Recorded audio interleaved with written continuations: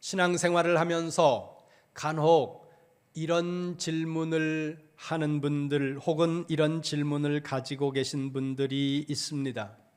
성탄절이나 추수감사절이나 맥추절은 고정되어 있는데 부활절은, 부활주일은 그 부활주일이 매년마다 다르게 왔다 갔다 한다는 것입니다. 그것은 부활주일을 계산하는 방법이 있기 때문이라는 거예요.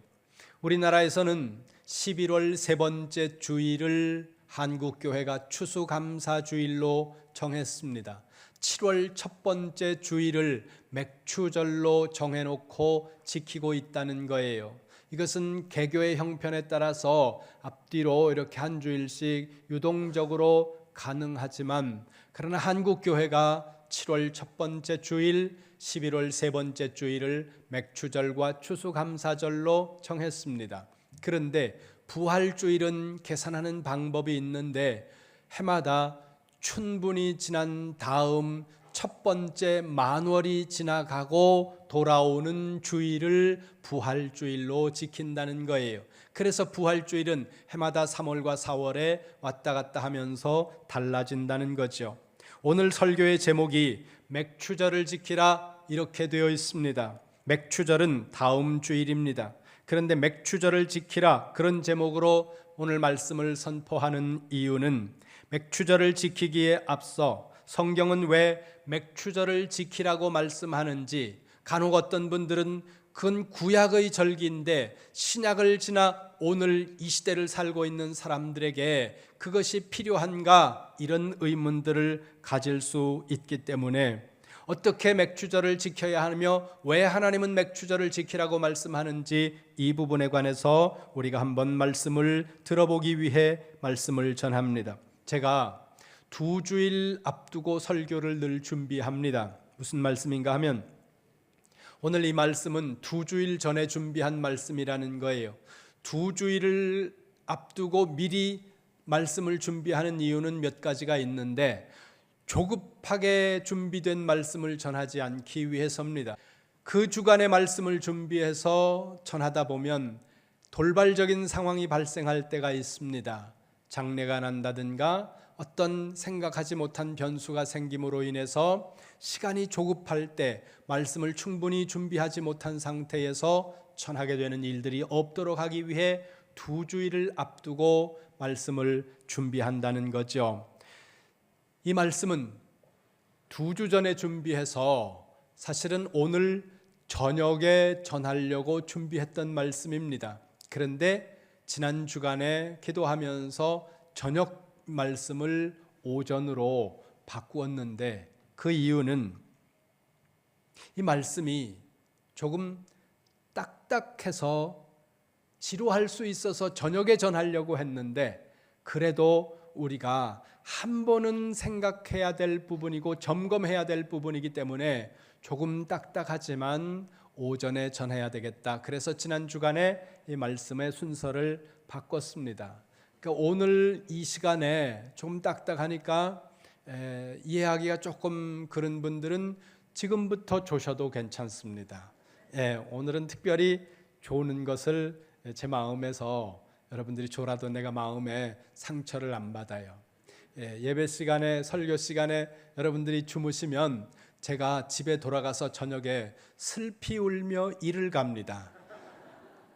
설교 시간에 졸았다고 존다고 이러면서 내 혼자, 그렇다고 여러분들에게 제가 뭐라고 할 수는 없고, 어떻게 하면 하나님의 말씀을 은혜스럽게 여러분들이 들을 수 있도록 할 것인가 고민하는데, 오늘 이 말씀은 약간 성경 공부 같은 분위기예요. 그래서 조셔도 내가 오늘 저녁에는 일을 안 간다는 거예요. 그러니까 편안하게 주무시기 바랍니다. 신앙생활을 오래 하신 분들 중에 맥추절이라는 단어는 적어도 1년에 한 번 이상은 듣습니다. 많이 듣는 단어라는 거죠.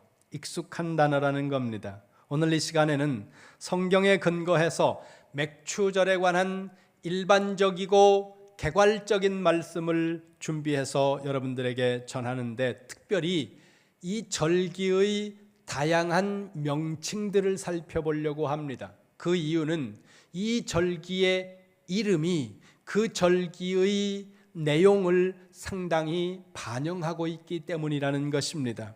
먼저 성경에서 말씀하고 있는 절기에 어떤 절기가 있는지 핵심적인 몇 가지의 절기를 우리가 함께 보고 넘어가도록 하겠습니다. 유대인들은 세 개의 달력을 씁니다. 맨 위에 민간력이 있고 가운데 태양력은 전 세계가 함께 쓰는 요즘의 달력입니다. 그리고 맨 밑에 굵은 글씨는 유대 종교력이라고 해서 성경적인 근거를 가지고 저분들이 사용하고 있는 달력입니다. 왜 저렇게 썼느냐? 6월절 들어가 있는 그 달을 그 해의 첫 번째 달로 삼아라. 성경이 그렇게 말씀했기 때문에 유대인들은 유대 종교력을 사용한다는 거죠. 거기 유대 종교력 1월은 우리 3, 4월에 들어 있습니다. 자, 거기 6월절부터 시작해서 여러분 오른쪽으로 맨 밑에 초막절까지 많은 절기가 있는데 저기에 다 나오지 않은 절기도 물론 있습니다. 핵심적인 것만 표시가 되어 있는데 저 6월절을 비롯해서 붉은 글씨로 되어 있는 세 개가 가장 핵심적인 세 개의 절기입니다. 1년에 3번 너희는 반드시 저 절기를 지켜라. 하나님께서 말씀하고 계신 절기라는 거죠. 그 중에 가운데 있는 절기가 맥추절입니다. 오늘 우리는 이 맥추절에 관한 말씀을 보고 다음 주일에 맥추절을 지킨다는 겁니다. 그러면 맥추절을 성경에서는 어떻게 부르고 있을까? 다양한 명칭들을 살펴보는데 첫째는 77절입니다. 성경을 봅니다. 출애굽기 34장 22절로 갑니다. 출애굽기 34장 22절 말씀입니다. 함께 봅니다. 시작. 77절 곧 맥추의 초실절을 지키고 새 말에는 수장절을 지키라. 아멘. 여기 77절이라는 단어가 나오는데 이 단어를 히브리 말로 샤부옷이라고 발음한다는 거예요. 여러분들이 지금 화면에 보시는 것처럼 저 샤부옷을 우리는 77절이라고 이렇게 번역을 했습니다. 샤부옷이라고 하는 저 단어는 샤바라는 단어에서 번역이 유래가 되었는데 7의 기간이라는 뜻입니다. 그러니까 샤부옷이라는 이 단어는 7이라는 기간이 7번 들어있다 그래서 77 이렇게 이야기한다는 거예요. 그러면 언제부터 이 7이라고 하는 숫자를 세기 시작하느냐 하면 그건 6월절 다음 날 시작되는 무교절 안에 들어있는 안식일 다음 날부터 시작한다는 거예요. 그것을 7번씩 7번을 하면 77이 49가 되고 49 다음에 되는 그 다음 날을 바로 77절이라고 이렇게 명명한다는 겁니다. 하지만 현대의 유대인들은 그렇게 계산을 하지 않고 6월절 다음 날부터 계산을 해서 성경과 몇 날 차이가 되도록 그렇게 지금 6월절을 지키고 있습니다. 두 번째는 맥추절이라는 명칭입니다. 출애굽기 23장 16절의 말씀을 봅니다. 출애굽기 23장 16절 같이 보겠습니다. 시작.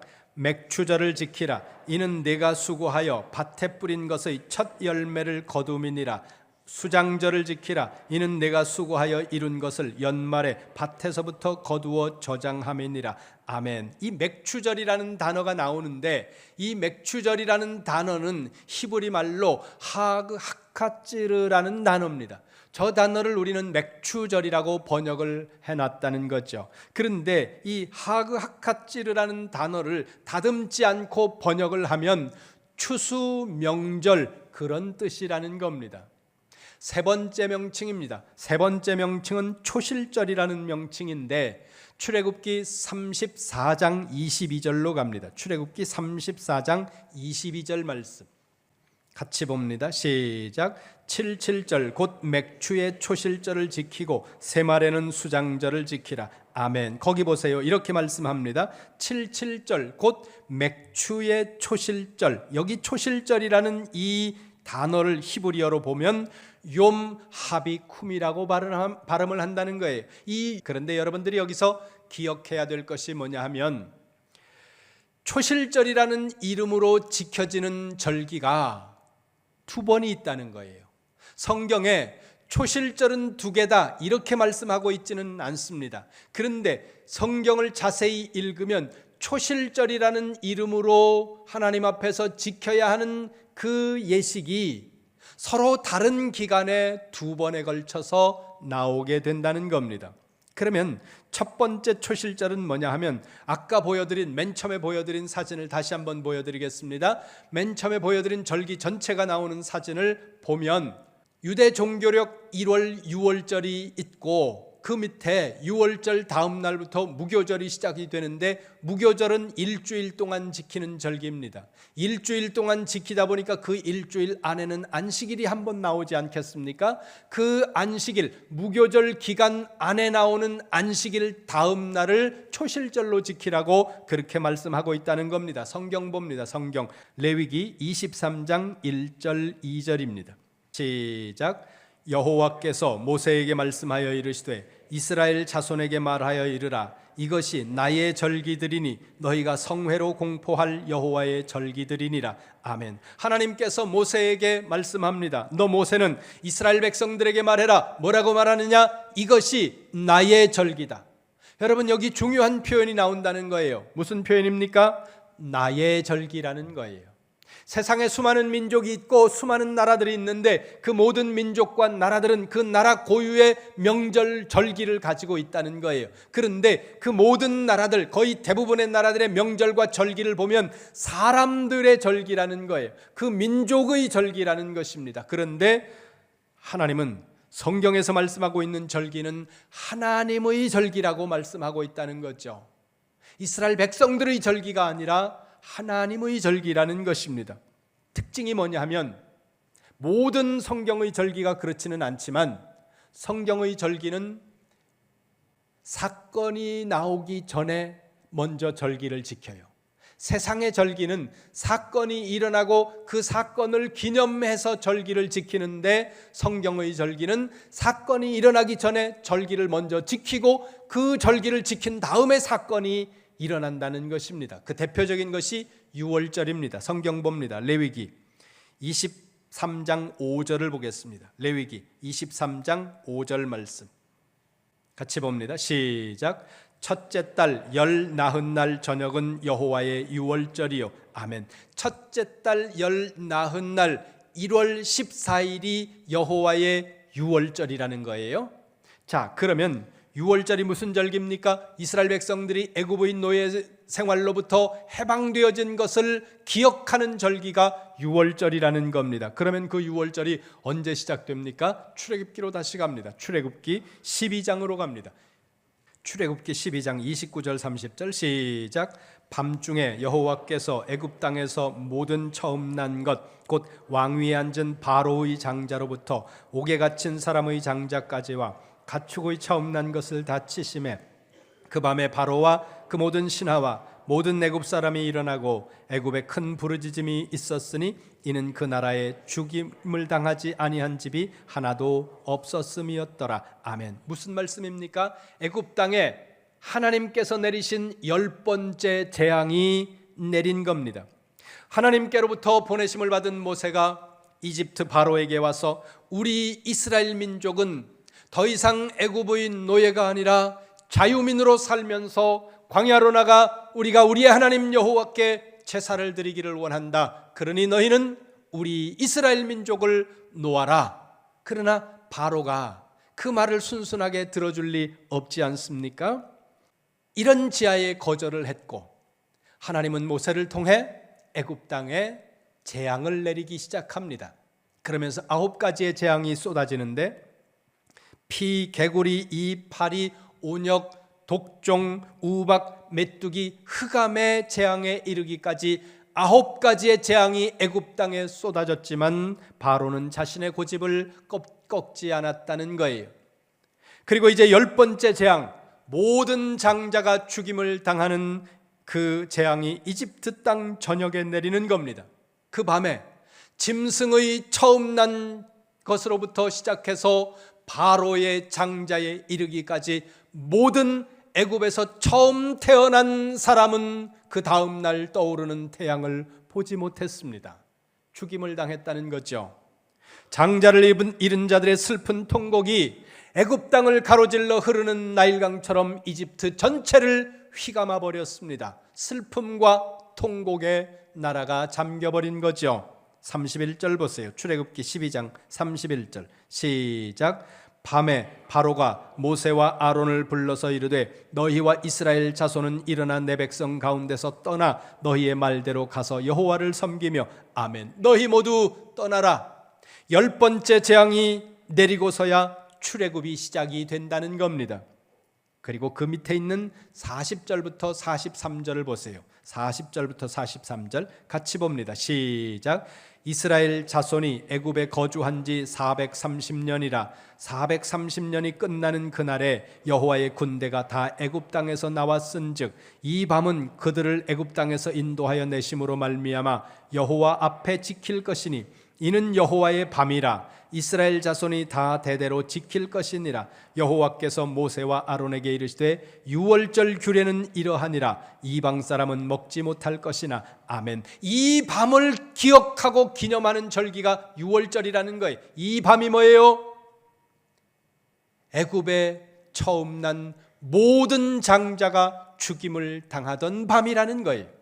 그런데 유월절을 언제 처음 지키고 있습니까? 유월절 식사를 언제 하고 있습니까? 출애굽기 12장 11, 12절 시작. 너희는 그것을 이렇게 먹을지니 허리에 띠를 띠고 발에 신을 신고 손에 지팡이를 잡고 급히 먹으라. 이것이 여호와의 유월절이니라. 내가 그 밤에 애굽 땅에 두루다니며 사람이나 짐승을 막론하고 애굽 땅에 있는 모든 처음 난 것을 다 치고 애굽의 모든 신을 내가 심판하리라. 나는 여호와라. 아멘. 보세요. 이스라엘 백성들의 출애굽은 언제 일어납니까? 출애굽기 12장 31절에 와서야 출애굽이 일어난다는 거예요.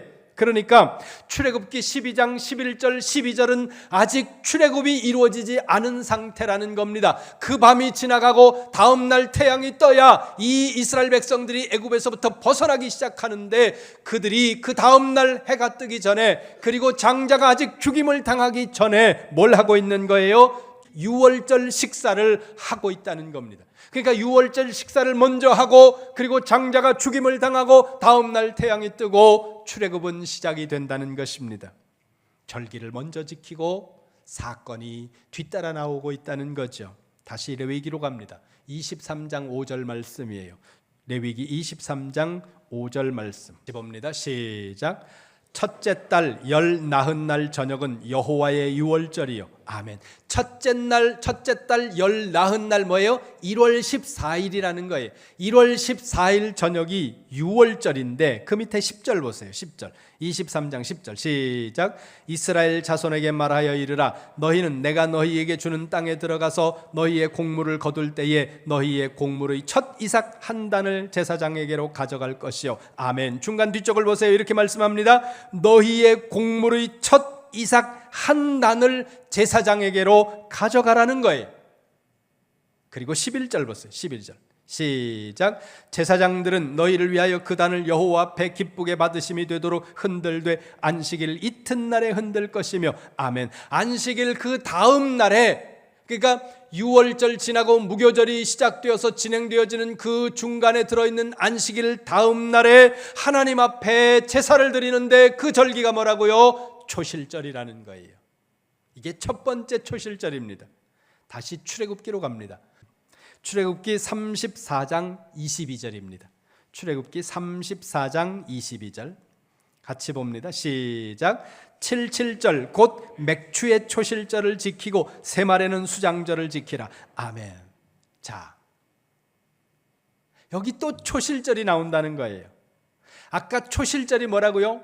유월절 다음 무교절 중간에 들어있는 안식일 그 다음 날이 초실절이라는 거예요. 1월 달에 있다는 거예요. 그런데 지금 여기 77절은 유월절 지난 무교절 중간에 있는 안식일 다음 초실절로부터 49일이 지난 그 다음 날 50일째 되는 날이 77절이에요. 그런데 그 77절 곧 맥추의 초실절, 또 초실절이 나온다는 거죠. 그래서 성경에서는 초실절을 2번 지키고 있다고 하는 사실을 우리가 발견할 수 있다는 겁니다. 세 번째는 끝나는 날이라는 명칭입니다. 히브리어로 아체레트라고 하는 단어가 끝나는 날이라는 의미를 담고 있는 단어입니다. 이 단어가 아체레트가 맥추절의 또 다른 표현이라는 것입니다. 성경에는 아체레트라는 단어가 나오지 않고 있습니다. 이 단어가 나오는 것은 미시나, 로시, 하샤나 1장에 나오는 단어라는 거예요. 미시나가 뭐냐 하면 간단하게 설명을 하면 토라의 요약본입니다. 그러면 여기 아체레트라는 이 단어가 끝나는 날인데 뭐가 끝나는 날이냐? 6월절 다음 무교절 중간에 있는 안식일 그 이튿날 초실절로부터 계산을 해서 7날씩 7번을 계산해서 77이 49가 끝나는 그 다음 날이라는 뜻이 아체레트라는 의미라는 거예요. 그런데 유대인들은 이 초실절을 쉬미니트 아체레트라고 부르면서 6월절이 끝나는 걸로 오늘날 기념하고 있다는 겁니다. 5번째 명칭은 율법 수요일이라는 명칭입니다. 이 말을 히브리어로 하면 하그마탄 토라라고 하는 단어입니다. 하그마탄 토라가 율법 수요일이라는 의미가 있고 율법 수요일이라는 의미가 77절의 또 다른 명칭이라는 거죠. 왜 율법 수요일이라고 부르느냐? 하그마탄 토라라고 부르는 이유는 모세가 시내산에서 율법을 77절에 받았다고 성경에 직접적으로 언급하고 있지는 않지만 유대인 전승에 의하면 이 77절에 모세가 시내산에서 하나님으로부터 율법을 수여받았다고 그렇게 이해하고 있다는 겁니다. 그래서 시반월 6일 이들은 이 절기를 지킨다는 거예요. 그리고 유대인들은 전날 율법을 받은 날이기 때문에 유대교의 생일이라고 봅니다. 그래서 우리는 별로 관심을 안 두고 있는 단어지만 이 이스라엘 사람들이 하그마탄 토라라고 하는 이 단어를 왜 중시 여기느냐 하면 이날로부터 유대교가 시작된 날이다. 그러니까 유대교에서는 맥추절이 엄청 중요한 절기로 인식되고 있다는 것입니다. 마지막 6번째는 오순절이라는 명칭입니다. 히브리어로 하면 욤하하미쉼이라고 하는 단어예요. 저거는 50일이라고 하는 뜻을 가지고 있는 단어입니다. 욤하하미쉼은 77, 49 다음에 50이잖아요. 그러니까 50일째 되는 날 오순절이라고 이렇게 표현하는데 이 욤하하미쉼을 헬라어로 바꾸면 펜테코스테라는 단어가 됩니다. 펜테코스테를 영어를 쓰는 사람들은 그냥 그 음을 그대로 가지고 와서 펜트코스트라는 단어로 썼습니다. 펜트코스트는 오순절이라는 의미를 담고 있는데 오순절이라는 의미는 누가 지금 가장 많이 쓰느냐 하면 순복음 교단에서 씁니다. 순복음을 영어로 풀 가스펠이라고 표기하기도 하지만 순복음주의자들을 펜트코스탈리스트라고 말하기도 하고 순복음주의를 펜트코스탈리즘이라고 말한다는 거예요. 그게 무슨 의미라고요? 오순절이라는 의미라는 겁니다. 왜 그러면 오순절이라고 사용하느냐? 이 50일째 되는 날이고 왜 이걸 강조하느냐? 그날 성령께서 강림하는 절이라는 날이라는 거예요. 그래서 신약에 와서 이 오순절은 매우 중요한 절기가 된다는 거죠.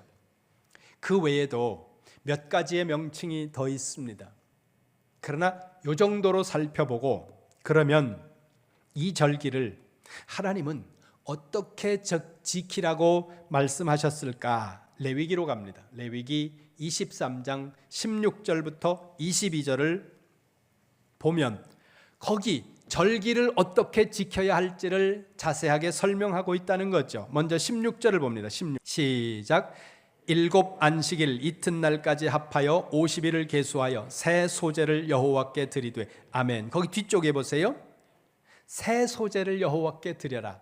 절기를 지키는 방법인 거예요. 17절 봅니다. 17절 시작. 너희의 처소에서 10분의 2 에바로 만든 떡 2개를 가져다가 흔들지니 이는 고운 가루에 누룩을 넣어서 구운 것이요 이는 첫 요제요 여호와께 드리는 것이며. 아멘. 여기 또 하나의 제사가 나오는데 이 제사의 이름이 요제라는 거예요. 신앙생활을 하신 지 얼마 안 되시거나 성경을 많이 안 보신 분들은 성경에 제사의 이름이 너무 많아서 헷갈립니다. 뭔 제사를 이렇게 많이 날마다 제사만 드리다 말았냐 이렇게 생각할 수 있는데, 번제, 소제, 속죄제, 속건제, 화목제, 이게 5대 가장 중요한 5대 제사예요. 그 외에 많은 제사들이 있는데 제사를 드리는 방법에 따라서 제사의 이름이 또 달라지는데, 여기 17절에 보면 요제라는 단어가 나옵니다. 요제는 제사를 드리는 방법으로 구분하는 방법이. 요제는 어떻게 하느냐면 흔드는 거예요. 제물을 하나님 앞에서 제사장이. 그래서 흔든다는 그런 의미로 요제라는 거죠. 또 어떤 것은 든다 그래서 거제라고 부르기도 하는 그런 제사도 있습니다. 그런데 특이한 것은 여기 보면 중간에 보세요. 하나님께 제사를 드리면서 떡을 드리는데 떡이 어떤 떡이냐면 누룩을 넣지 않은 떡이 아니고 누룩을 넣은 떡이라는 거예요. 성경의 제사에 쓰이는 많은 떡이 누룩 없는 떡입니다. 6월절에 먹는 떡이 누룩 없는 떡이에요. 그런데 여기는 누룩을 넣은 떡으로 제사를 드리라 이렇게 말씀합니다. 제사를 드릴 때 누룩을 넣은 떡으로 제사를 드리는 제사가 2개입니다. 바로 여기 77절과 화목제, 이 2개의 제사에는 누룩을 넣은 떡으로 제사를 드린다는 거죠. 18절로 갑니다. 18절 시작. 너희는 또 이 떡과 함께 1년 된 흠없는 어린 양 7마리와 어린 수수 1마리와 수장 2마리를 드리되 이것들을 그 소제와 그 전제 제물과 함께 여호와께 드려서 번제로 삼을지니 이는 화제라 여호와께 향기로운 냄새며. 아멘. 거기 번제, 전제, 화제 여러 가지 나오잖아요. 제사가 여러 가지가 나오는데 그 중에 번제만 기억하세요. 번제는 하나님 앞에 불로 제물을 태워서 드리는 제사인데 불 태워 드리기 때문에 제사를 드리고 지나면 아무것도 안 남는 거예요. 재만 남는 그런 제사입니다. 또 19절 보세요. 19절 시작. 또 수점소 하나로 속죄제를 드리며 1년 된 어린 수장 2마리를 화목제물로 드릴 것이요. 아멘. 거기도 2개의 제사가 나옵니다. 속죄제와 화목제라는 거죠. 신앙생활을 오래 하지 않은 분들, 아까도 말씀드린 대로 성경을 많이 읽지 않은 분들은 헷갈릴 수 있습니다. 그러나 여러 가지 제사의 이름과 종류와 이런 것 다 기억하지 못해도 하나만 기억하세요. 제사라는 거예요. 절기의 핵심 행위는 제사라는 겁니다. 그러면 시간이 좀 부족하기 때문에 이 제사에 대해서 일일이 다 설명은 하지 못하고 제사 하나만 기억하시고요. 그러면 그 구약의 모든 제사를 신약적 전망에서 바라볼 때 어떤 의미가 있느냐 그거예요. 구약의 모든 제사를 신약적 전망에서 바라보면 하나의 포인트로 모아진다는 거예요. 그게 뭐냐? 예수 그리스도의 십자가라는 겁니다.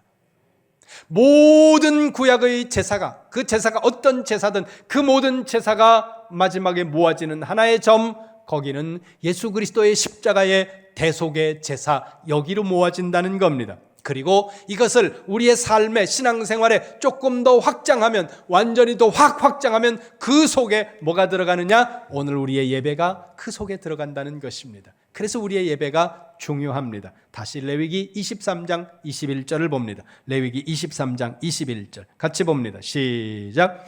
이날에 너희는 너희 중에 성회를 동포하고 어떤 노동도 하지 말지니 이는 너희가 그 거주하는 각처에서 대대로 지킬 영원한 규례니라. 아멘. 거기 3가지를 말씀하세요. 첫 번째 뭐예요?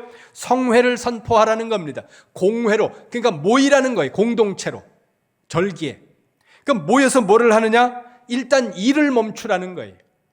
그 일을 멈추는 게 왜 중요합니까? 피곤하니까 쉬어, 그게 아니에요. 성경에서 일을 멈추는 가장 핵심적인 것은 뭡니까? 시간의 구분이에요.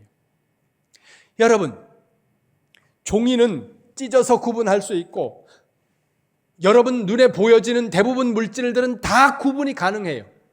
그러나 시간은 구분이 되지 않는다는 거예요. 그럼 시간을 어떻게 구분을 하느냐? 시간을 구분하는 것은 우리가 하는 일로 시간을 구분한다는 거예요.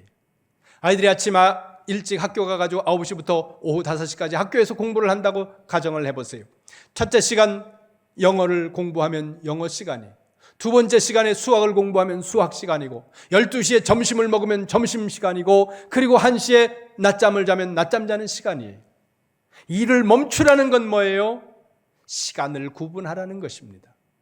그리고 하나님이 말씀하신 것을 하라는 거예요. 그게 하나님 앞에 드리는 거예요. 그러니까 오늘 우리가 주일을 하나님 앞에 지킨다, 우리가 주일을 하나님 앞에 드린다, 여러분 오늘 여기서 예배 드리고 그리고 다시 여러분 삶의 자리로 돌아가서 여러분의 일들을 하고 다시 여러분의 잡들에 복귀한다면 여러분들은 주일을 온전하게 지키는 게 아니라는 거예요.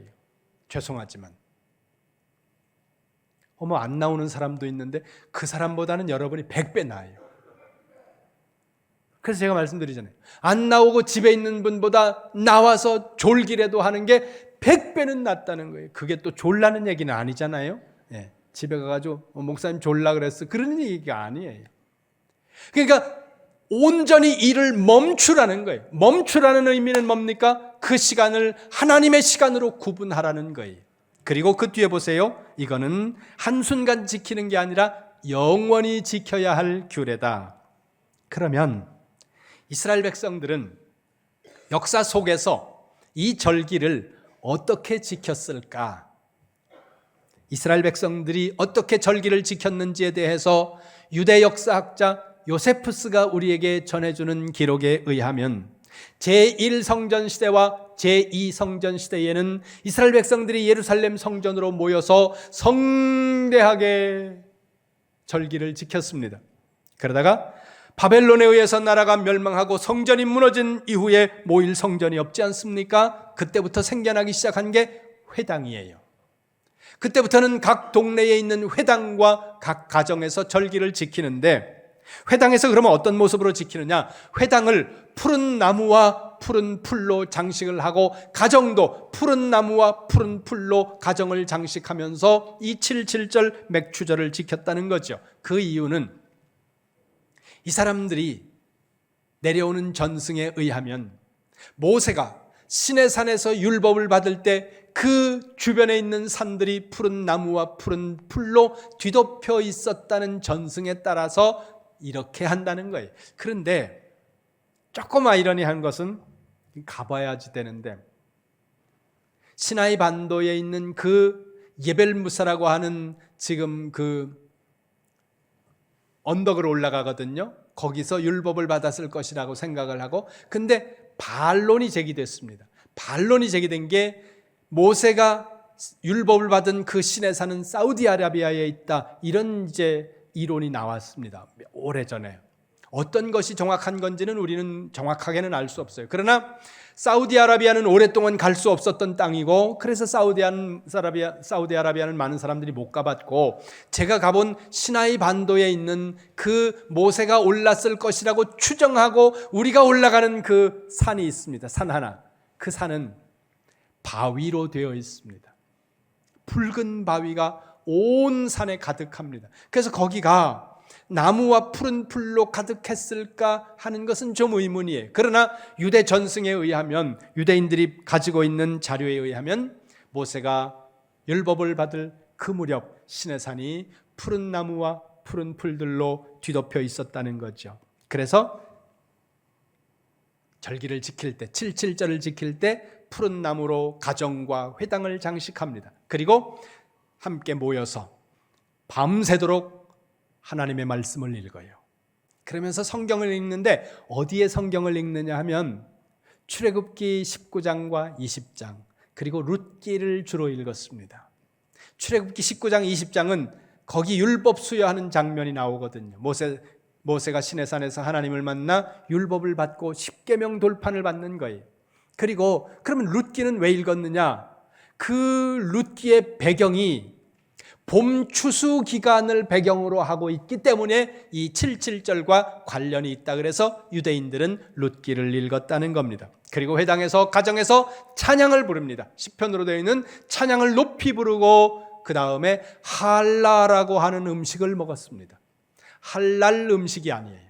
할랄 음식은 무슬림들이 돼지고기 안 들어간 건지 뭐 그런 음식이고, 할라 음식은 사다리 모양을 닮은 안식일에 먹는 빵이 길쭉한 빵인데 중간에가 이렇게 쑥쑥쑥쑥 들어가서 얼핏 보면 사다리 같은 모양으로 되어 있다는 거죠. 그걸 먹으면서 절기를 지켰다는 겁니다. 그렇다면 그들은 그렇게 지켰다고 하고, 그러면 오늘 우리에게 하나님께서 이 절기를 지키라고 말씀하고 있는 이 궁극적 이유는 무엇일까? 오늘 우리는 이 부분을 생각해야 된다는 거죠.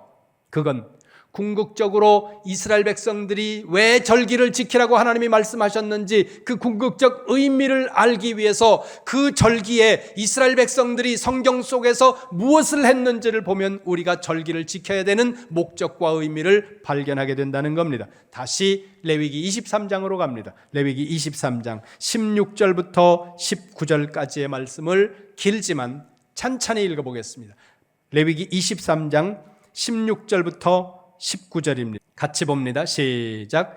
7 안식일 이튿날까지 합하여 50일을 계수하여 새 소재를 여호와께 드리되 너희의 처소에서 10분의 2 에바로 만든 떡 2개를 가져다가 흔들지니 이는 고운 가루에 누룩을 넣어서 구운 것이요 이는 첫 요제로 여호와께 드리는 것이며 너희는 또 이 떡과 함께 1년 된 흠없는 어린 양 7마리와 어린 수소 1마리와 수장 2마리를 드리되 이것들을 그 소제와 그 전제 제물과 함께 여호와께 드려서 번제로 삼을지니 이는 화제라 여호와께 향기로운 냄새며 또 수점소 하나로 속죄제를 드리며 1년 된 어린 수장 2마리를 화목제물로 드릴 것이요. 아멘. 레위기 23장 16절부터 19절까지 우리는 4절을 읽었는데 이 4절의 말씀 속에서 5번 이상 반복되고 있는 행위가 있다는 거예요.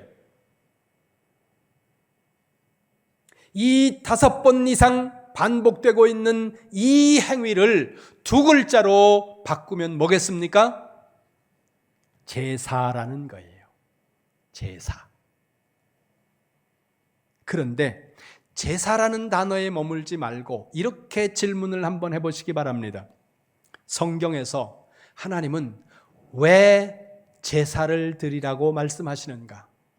제사의 용도가 무엇인가? 물론 하나만은 아닙니다. 그러나 가장 핵심적인 것, 창세기에서부터 쭉 내려가고 있는 그 제사를 드리라고 하는 하나님의 용도가 무엇이냐면 제사는 언약을 맺는 방법이라는 겁니다.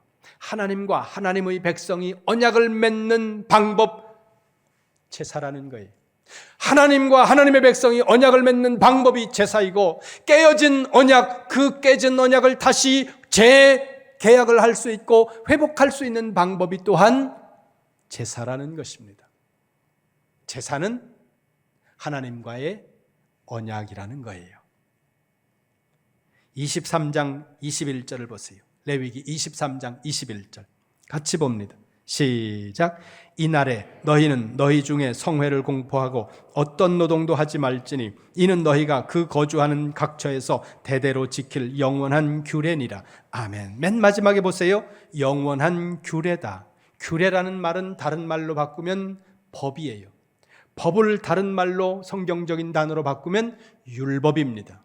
율법을 다른 말로 바꾸면 언약이라는 거예요. 언약의 결과가 율법이었다는 겁니다. 그러니까 절기를 지키는 것은 우리가 하나님의 백성이라는 이 언약 백성이라는 것을 다시 확인하고 그 하나님의 언약을 재확인함으로써 우리의 정체성을 다시금 확립하고 우리가 이 땅에서 하나님의 언약 백성으로서 어떻게 살아갈 것인가를 다시 한번 리컨펌하는 것이 절기를 지키는 목적이라는 것입니다. 예배에 한번 나오는 것으로 내가 절기를 지켰다, 내가 절기 헌금을 드리는 것으로 절기를 지켰다, 이런 정도에서 우리가 안위하면 안 된다는 것입니다. 하나님과 예수 그리스도를 중심으로 언약을 맺은 우리는 하나님과의 언약 관계에 있는 백성입니다. 이 하나님의 언약 백성인 우리가 언약의 신실한, 언약의 성실한 삶으로서 하나님 앞에서 살아가기 위해 그 하나님과의 언약을 계속적으로 재확인하고 다시금 갱신하는 의미로 절기를 지킨다는 것 여러분 기억하시면서 다음 주일 기도하면서 언약 백성으로서의 그 언약을 기억하고 재확인하는 차원의 맥주절을 하나님 앞에서 거룩하게 지키시기를 주님의 이름으로 축원합니다.